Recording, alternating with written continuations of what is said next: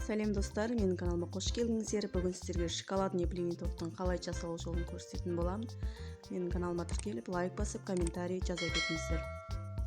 Алдымен блинидің қамырын дайындап аламыз. Ол үшін бізге 3 жұмыртқа, 100 грамм қант және де 1 шай қасық тұз керек болады. Үшеуін жақсылап миксермен араластырып аламыз. Енді 500 мг сүтпен 2 ас қасық какаоны қосып, тағы да жақсылап миксерлеп аламыз.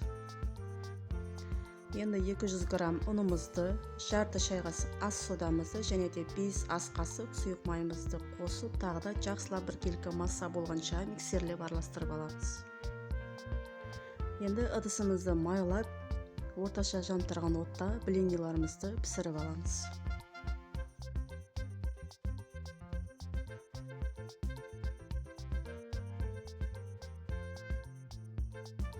Енді блинчиктарымызды осындай домалақ тарелканың көмегімен шеттерін тегістеп қиып аламыз. Менде 10 штук блинчик шықты.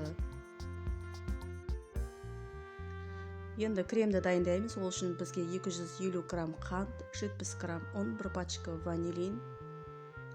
Барлығын жақсылап араластырып аламыз. Енді оның үстіне 2 жұмыртқамызды қосып, тағы да жақсылап араластырып аламыз. Мен 2 тортқа крем дайындап жатырмын, сондықтан да мен 4 жұмыртқа қосып отырмын. Яғни мен барлық затты 2 есе қосып отырмын. 800 грамм сүтімізді қосып, тағы да жақсылап араластырамыз.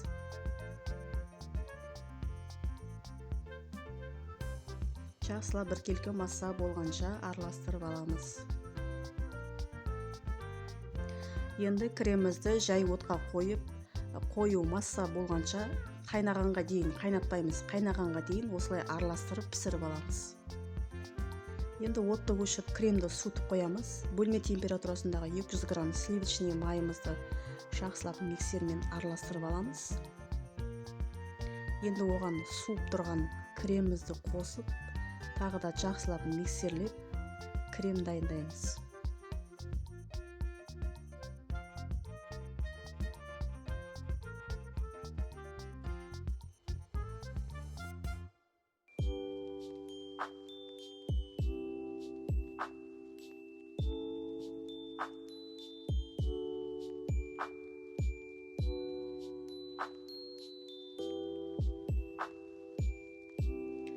Енді дайын болған кремді 2-ге бөліп, яғни мен өзіме керекті кремді бөліп алдым да, оған 3-4 қасық какао қосып, жақсылап шоколадный крем жасап алдым.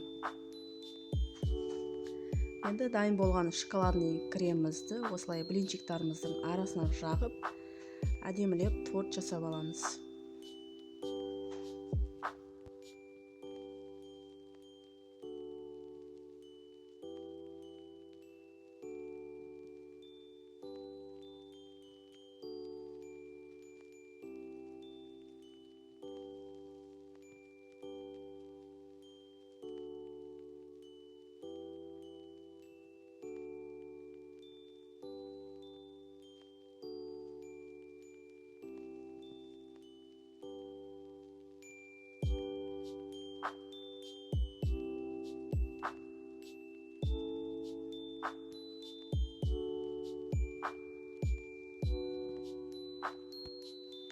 Енді блинидің глазурын дайындауға кірісеміз. Ол үшін бізге 30 грамм сливочный май, 4-5 ас қасық қаймақ, және де 2 ас қасық қант, 2 ас қасық какао керек болады.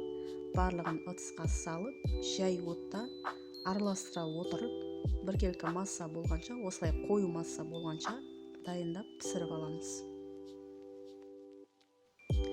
Енді дайын болған глазурымызды кішкене ғана жылытып алып, блиниміздің, тортымыздың бетіне біркелкі тегіс етіп жағып шығамыз.